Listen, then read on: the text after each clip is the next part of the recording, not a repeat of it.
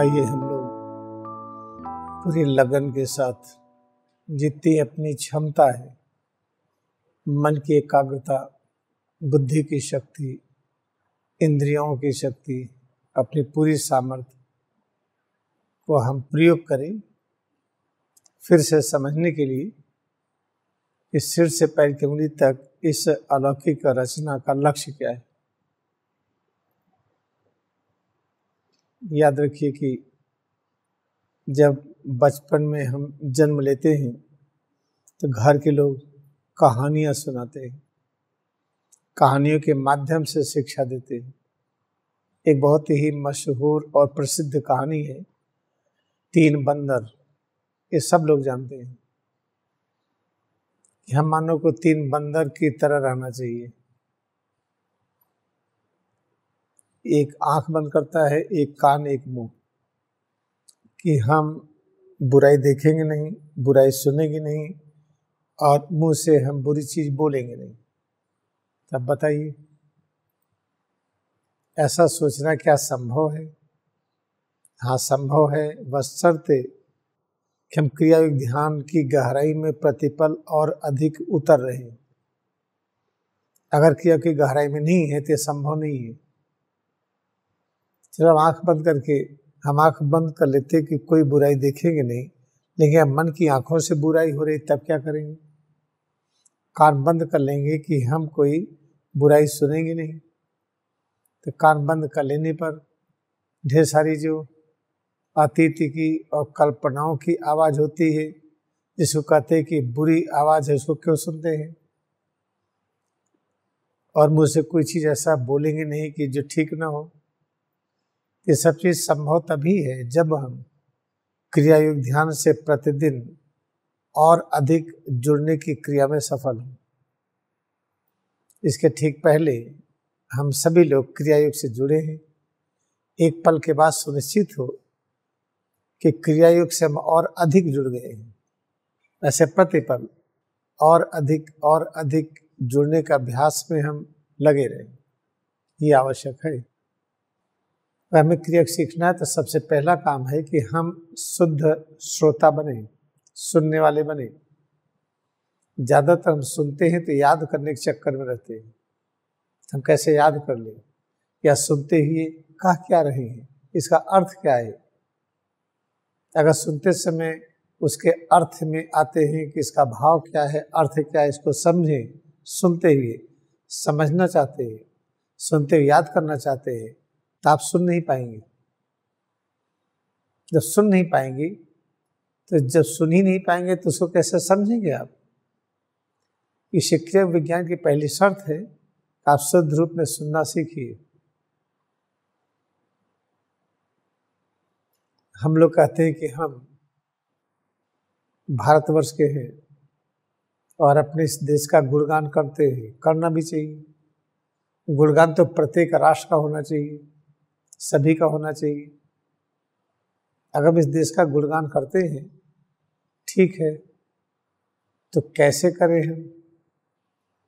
जब इस देश में रह करके हम सच को अनुभूति कर ले, सच के साथ जुड़ ले, तो हमारा अस्तित्व सच के तरंगों को रेडिएट करेगा। जब सच के तरंगों को रेडिएट करेगा तो और लोग इससे प्रकाशित होंगे कि सच क्या है। तो इसके बहुत आवश्यक है कि जब हम सुने तो उसको चुपचाप सुनिए, बहुत समझिए मत। जैसे एग्जाम्पल है कि इस देश में हम ब्रह्मा विष्णु शिव की चर्चा करते हैं, दुर्गा काली सरस्वती माँ के 9 रूप की चर्चा करते हैं। इन सब की चर्चाएं होती है, लिखा हुआ हम पढ़ते हैं, संगीत भी गाते हैं, उनके तरह तरह के उनसे संबंधित हम कार्यक्रम भी करते हैं। खूब कार्यक्रम होता है, लेकिन आपने सोचते नहीं क्या कि इस छोटे से भारत देश को यहाँ हनुमान जी, गणेश, ब्रह्मा विष्णु शिव, राम और कृष्ण, न जाने किसके किसके विषय में हम लोग समझते हैं कि यहाँ जन्म लिए और हम उनको जानते हैं। तो इस देश को तीनों लोग मिलकर ठीक नहीं कर सकते, इस देश को व्यवस्थित नहीं कर सकते। ब्रह्मा विष्णु शिव हनुमान जी गणेश जो भी हैं, जितने देवी देवता हैं, 33 करोड़ के देवी देवता मिलकर के इस देश में कहे जाते हैं कि हैं, और सब मिलकर के इस देश को ठीक नहीं कर पा रहे हैं। तो एक प्रश्न है कि नहीं? ठीक है, जिस देश में 33 करोड़ देवी देवता नहीं मान रहे हैं, जिस देश में ब्रह्मा विष्णु शिव की चर्चा नहीं कर रहे हैं, वो देश कहाँ पर है? उन देश के बारे में सोचिए। हमें नहीं कहते कि वो देश आगे है कि हम आगे। जो नॉर्थ अमेरिका है 1600 ईस्वी पहले वो स्लेव की कंट्री थी, आज़ादी नहीं थी, गुलाम की तरह रहते थे। आज देश वहाँ ब्रह्मा विष्णु शिव की, काली की, दुर्गा की, गणेश की, जीसस की भी उस तरह से नहीं पूजा पद्धति थी जैसे हम हनुमान जी की करते हैं। उस देश में कैसे चीजों को बना दिया, बर्फ का देश में कैसे सड़कें बन गई, हर जगह संसाधन कैसे है। वहाँ तो कुछ भी नहीं था, हम तो बहुत संपन्न थे बहुत पहले से, तो हम आगे क्यों नहीं बढ़ पाए? तो क्या ब्रह्मा विष्णु महेश के कारण नहीं बढ़ पाए?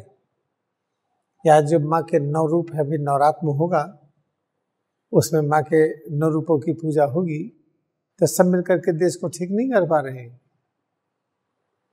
इसीलिए महातार बाबा ने ये समय शुभ जान करके क्रिया का ज्ञान दिया लहरी महाशय को।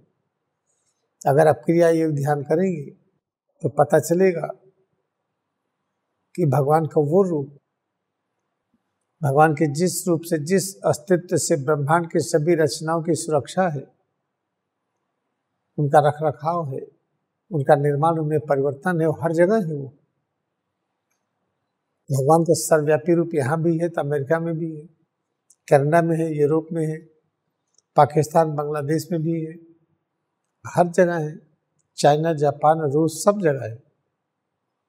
ये पता चलता है जैसे आसमान हर जगह है। जब आसमान हर जगह है, सबको जगह देता है, तो क्या हमारे परब्रह्म ब्रह्मा विष्णु शिव इस तरह से नहीं है? तो एक चिंतन का विषय हो गया है।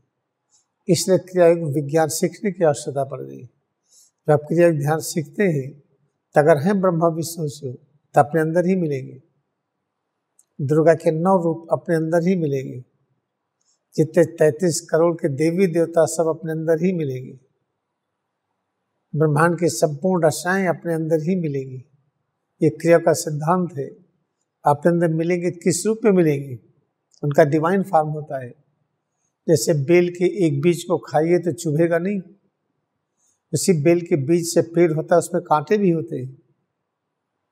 अगर हथेली में डालिए तो आर पार हो जाएगा। जैसे ब्रह्मांड की सारी रचनाएं अपने अंदर दिव्य रूप में है। ऐसा दिव्य रूप, जिस दिव्य रूप के बारे में हम कितना भी वर्णन करते रहे कर नहीं पाएंगे। जब ब्रह्मांड की सारी रचनाओं का दिव्य रूप अपने अंदर जो विद्यमान है, जब उसकी अनुभूति में सक्षम हो जाते हैं, तब हमें ज्ञान होता है कि बाहर की रचनाओं की सेवा कैसे करें। सारे मानव जाति अपने अंदर है, उनकी सेवा करने का ज्ञान ही नहीं है। जब सारे मानव जाति के समस्त रूपों को अपने अंदर हम अनुभव कर लेते, तब ज्ञान होता है कि हम पृथ्वी पर जितने मानव हैं, हम उनकी सेवा कैसे करें। ऐसे जितने जीव जंतु हैं, जितने पेड़ पौधे हैं, जो सौरमंडल है, तारामंडल है, सबकी सेवा की आवश्यकता है। कैसे जाएंगे? सूरज पर जल जाएंगे। तो सिर से पैर की उंगली तक इसके अंदर वही सूरज है। जितने तारामंडल सब अपने अंदर है, सारा सौरमंडल है, उनका डिवाइन फॉर्म है। अपने अंदर उनके जब दिव्य रूप की अनुभूति कर लेते हैं, तब बाहर इशारे पर आप कहेंगे तो सूरज को ऐसे अस्त होना पड़ेगा जैसे कृष्ण भगवान ने अस्त किया था। फिर कुछ भी असंभव नहीं रहता है। तो संक्षेप में निष्कर्ष क्या है कि हम सिर से पैर की उंगली तक अपने अंदर ही एकाग्रता बढ़ाने का प्रयास करें, और जो अनुभव हो, प्रत्येक अनुभूति में सब कुछ है, बाहर बहुत भटकिए मत। अपने अंदर की सारी अनुभूतियों में, सारे परिवर्तनों में एकाग्रता बढ़ाते हुए सेवा कार्य में लगे रहिए। सेवा कार्य कहते किसको है? जिसकी सेवा में लगी उसका अस्तित्व और बढ़ता जाए, उसके अंदर जीवन बढ़ता जाए, उसके अंदर शांति और शक्ति बढ़ता जाए। जैसे कॉर्पोरेट पर बैठे, कॉर्पोरेट को साफ न करी तो इसमें एसिडिटी हो जाएगी, कॉर्पोरेट खराब हो जाएगा। तो कॉर्पोरेट को साफ करना, जहाँ बैठते इसको ठीक ठाक से रखना, इसकी सेवा हुई है। ऐसे हर चीज की सेवा की आवश्यकता होती है। सेवा कैसे करेंगे, इसका ज्ञान भी क्रिया विधान से मिलता है। अपने में एकाग्र होते जाइए, जो कुछ अनुभव होता है उस अनुभूति को इतना अच्छी तरह से स्वीकार करें कि सब कुछ वही है, तो वही से ज्ञान मिलेगा। कैसे हम पैरों की सेवा करें, हाथ की करें, पीठ, पेट, सीना, गला, चेहरा, सिर, मन, बुद्धि का। फिर ज्ञान होगा कि हम सारे मानव की सेवा कैसे करें, सारे जीव जंतु की, सारे पेड़ पौधे की। ये होता है, ये है पढ़ाई का सही तरीका।